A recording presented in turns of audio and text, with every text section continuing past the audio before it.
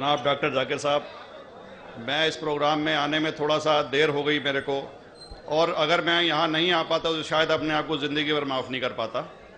आगरा की सरजमी पर आके आपने ये जो रोशनाई जगाई है, ये वाकई में हम तो उस अल्लाह ताला से दुआ करेंगे।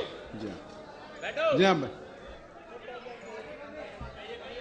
अल्लाह ताला से दुआ करेंगे कि आप जैसे 10-20 और नेक दिल और इतने पढ़े लिखे, इतने इंटेलेक्चुअल आदमी और पैदा करें, जिससे कि जाके आप भारत का कोना कोना, देश का कोना कोना रोशन करें।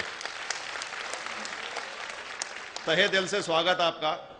मेरा एक छोटा सा सवाल से पहले थोड़ा सा, एक हमारे भी गुरु ग्रंथ साहब के अंदर गुरु नानक साहब ने पूरी दुनिया का चक्कर लगाया, जिसके अंदर मक्का मदीना भी शामिल है। और जैसा कि एक सवाल इससे पहले हो चुका है कि गैर मुस्लिम जो है मक्का मदीना में अलाउड नहीं, या वहाँ का कैंटोनमेंट जो है अलाउ परमिशन नहीं देता। मगर ये तो तय है, आप मानते हैं, इस्लाम मानता है, हम मानते हैं, हमारे ग्रंथों के अंदर दर्ज है। गुरु नानक साहब के 2 चेले थे, एक बाला और एक मर्दाना, एक हिंदू और एक मुस्लिम। मर्दाना की बहुत ख्वाहिश थी कि मुसलमान जब तक पूरा मुसलमान नहीं कहलाने का हकदार, जब तक कि वो काबा का दर्शन ना कराए, तो गुरु नानक साहब उसको लेके और काबा गए। हमारे ग्रंथ के अंदर जो दर्ज है कि जब वो वहाँ पहुँचे, उन दिनों बहुत लंबा ये किस्सा है, 1 साल लगता था, और वो रूट सारा उसका वर्णन है। और वहाँ जब मक्का, जो मस्जिद के बाहर साथ ही एक दीवार थी, जहाँ पर के भारत के जो मुसलमान दर्शन करने जाते थे काबा के, वो उनको वहाँ ठहराया जाता था। वहाँ की देखभाल जो करता था वो मुल्ला जीवन करता था। जब गुरु नानक साहब अपने चेलों के साथ में वहाँ पर पड़े थे, तो सुबह जब मुल्ला जीवन वहाँ की सफाई करने के लिए आया, तो उसने देखा गुरु नानक साहब के जो पैर थे वो काबा की तरफ थे। वो गुस्से में चिल्लाया कि ये कौन काफिर है जो कि काबा की तरफ पैर करके पड़ा है, और उसने गुस्से के अंदर आके उनके पैरों को झटका दिया, दूसरी तरफ किया। तो हमारे ग्रंथ के अंदर दर्ज जो किस्सा है उसके अंदर यह है कि काबा भी उस समय हिल गया, जिधर गुरु नानक के पैर जाते थे काबा उधर मुड़ता था। तो वो जोर से चिल्लाया, ये कोई हजरत है, ये कोई औलिया है।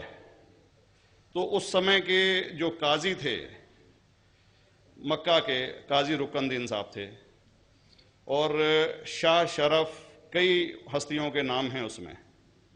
तो मैं ये जानना चाहता हूं कि ये वर्जन को आप मतलब एग्री करते हैं, और करते हैं तो इसका हमारे मुस्लिम ग्रंथों के अंदर किस तरीके से उल्लेख है, ये कृपया बताएं। भाई साहब ने एक सवाल पूछा अपने गुरु ग्रंथ साहिब के मुतालिक, और अल्हम्दुलिल्लाह मैं भी गुरु ग्रंथ साहिब पढ़ चुका हूँ। और जिस तरीके से, क्योंकि वक्त मुख्तसर सा होने की वजह से मुझे वक्त नहीं मिला कि गुरु ग्रंथ को भी कोट करूं।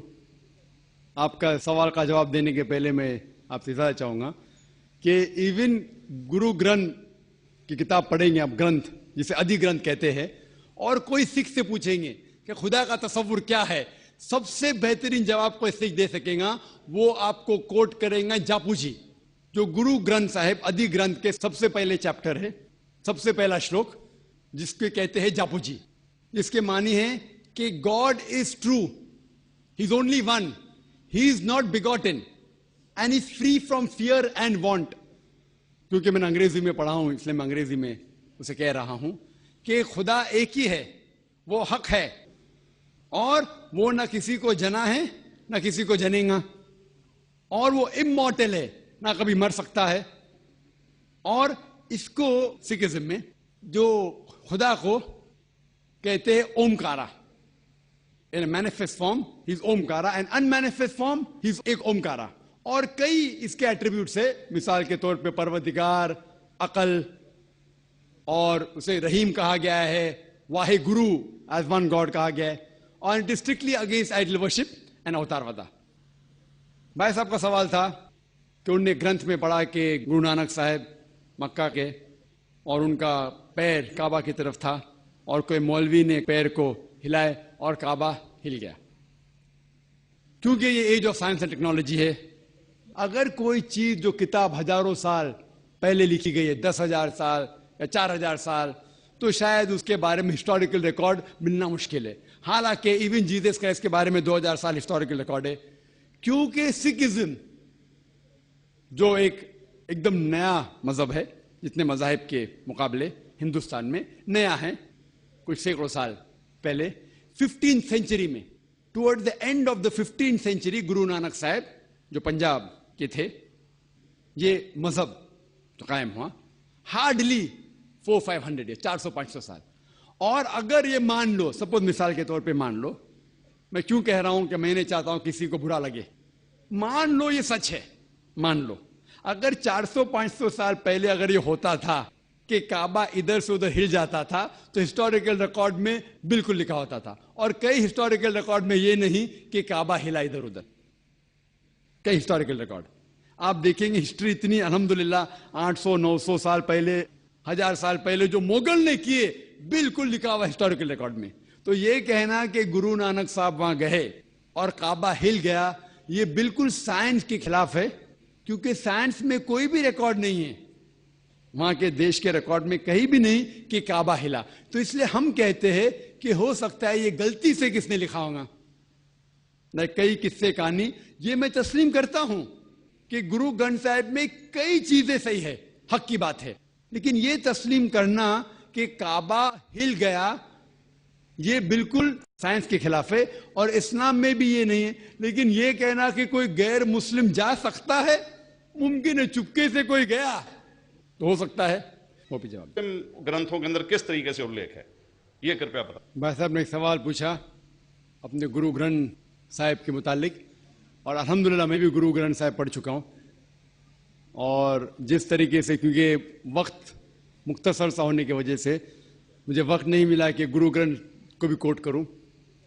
آپ کا سوال کا جواب دینے کے پہلے میں آپ سے اجازت چاہوں گا کہ ایون گرو گرنتھ کی کتاب پڑھیں گے آپ, گرنتھ جسے ادھی گرنتھ کہتے ہیں, اور کوئی سکھ سے پوچھیں گے کہ خدا کا تصور کیا ہے, سب سے بہترین جواب کوئی سکھ دے سکے گا, وہ آپ کو کوٹ کریں گا جاپو جی, جو گرو گرنتھ صاحب ادھی گرنتھ کے سب سے پہلے چیپٹر ہے, سب سے پہلا شلوک, جس کو کہتے ہیں جاپو جی, جس کے معنی ہے کہ God is true, he is only one, he is not بیگوٹن and is free from fear and want. کیونکہ میں نے انگریزی میں پڑھا ہوں اس لیے میں انگریزی میں اسے کہہ رہا ہوں کہ خدا ایک ہی ہے وہ. اور جیسا کہ ایک سوال اس سے پہلے ہو چکا ہے کہ غیر مسلم جو ہے مکہ مدینہ میں الاؤڈ نہیں, یا وہاں کا کینٹونمنٹ جو ہے الاؤ پرمیشن نہیں دیتا. مگر یہ تو طے ہے, آپ مانتے ہیں, اسلام مانتا ہے, ہم مانتے ہیں, ہمارے گرنتھوں کے اندر درج ہے. گرو نانک صاحب کے 2 چیلے تھے, ایک بالا اور ایک مردانہ, ایک ہندو اور ایک مسلم. مردانہ کی بہت خواہش تھی کہ مسلمان جب تک پورا مسلمان نہیں کہلانے کا حقدار, جب تک کہ وہ کعبہ کا درشن نہ کرائے, تو گرو نانک صاحب اس کو لے کے اور کعبہ گئے. ہمارے گرنتھ کے اندر جو درج ہے کہ جب وہ وہاں پہنچے, ان دنوں بہت لمبا یہ قصہ ہے, 1 سال لگتا تھا, اور وہ روٹ سارا اس کا ورنن ہے. اور وہاں جب مکہ جو مسجد کے باہر ساتھ ہی ایک دیوار تھی جہاں پر کہ بھارت کے جو مسلمان درشن کرنے جاتے تھے کعبہ کے, وہ ان کو وہاں ٹھہرایا جاتا تھا. وہاں کی دیکھ بھال جو کرتا تھا وہ ملا جیون کرتا.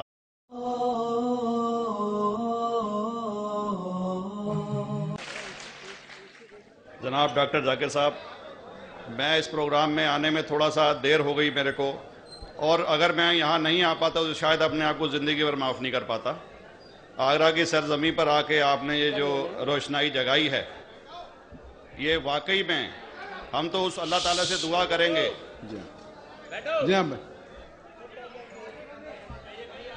اللہ تعالیٰ سے دعا کریں گے کہ آپ جیسے 10-20 اور نیک دل اور اتنے پڑھے لکھے, اتنے انٹلیکچوئل آدمی اور پیدا کریں, جس سے کہ جا کے آپ بھارت کا کونا کونا, دیش کا کونا کونا روشن کریں. تہے دل سے سواگت آپ کا. میرا ایک چھوٹا سا سوال سے پہلے تھوڑا سا, ایک ہمارے بھی گرو گرنتھ صاحب کے اندر گرو نانک صاحب نے پوری دنیا کا چکر لگایا, جس کے اندر مکہ مدینہ بھی شامل ہے. حق ہے, اور وہ نہ کسی کو جنا ہے نہ کسی کو جنے گا, اور وہ امورٹل ہے, نہ کبھی مر سکتا ہے. اور اس کو سکھزم میں جو خدا کو کہتے ہیں اومکارا. In a manifest form, he is Omkara, and unmanifest form, he is ایک Omkara. اور کئی اس کے ایٹریبیوٹس ہیں, مثال کے طور پہ پروردگار, عقل, اور اسے رحیم کہا گیا ہے, واحد گرو ایز ون گاڈ کہا گیا ہے, اور it is strictly against Idol worship and اوتار ودا. بھائی صاحب کا سوال تھا کہ انہوں نے گرنتھ میں پڑھا کہ گرو نانک صاحب مکہ کے, اور ان کا پیر کعبہ کی طرف تھا, اور کوئی مولوی نے پیر کو ہلائے اور کعبہ ہل گیا. کیونکہ یہ age of science and technology ہے, اگر کوئی چیز جو کتاب ہزاروں سال پہلے لکھی گئی ہے, 10,000 سال یا 4,000 سال, تو شاید اس کے بارے میں ہسٹوریکل ریکارڈ ملنا تھا. جب گرو نانک صاحب اپنے چیلوں کے ساتھ میں وہاں پر پڑے تھے, تو صبح جب ملا جیون وہاں کی صفائی کرنے کے لیے آیا, تو اس نے دیکھا گرو نانک صاحب کے جو پیر تھے وہ کعبہ کی طرف تھے. وہ غصے میں چلایا کہ یہ کون کافر ہے جو کہ کعبہ کی طرف پیر کر کے پڑا ہے, اور اس نے غصے کے اندر آ کے ان کے پیروں کو جھٹکا دیا, دوسری طرف کیا. تو ہمارے گرنتھ کے اندر درج جو قصہ ہے اس کے اندر یہ ہے کہ کعبہ بھی اس سمے ہل گیا, جدھر گرو نانک کے پیر جاتے تھے کعبہ ادھر مڑتا تھا.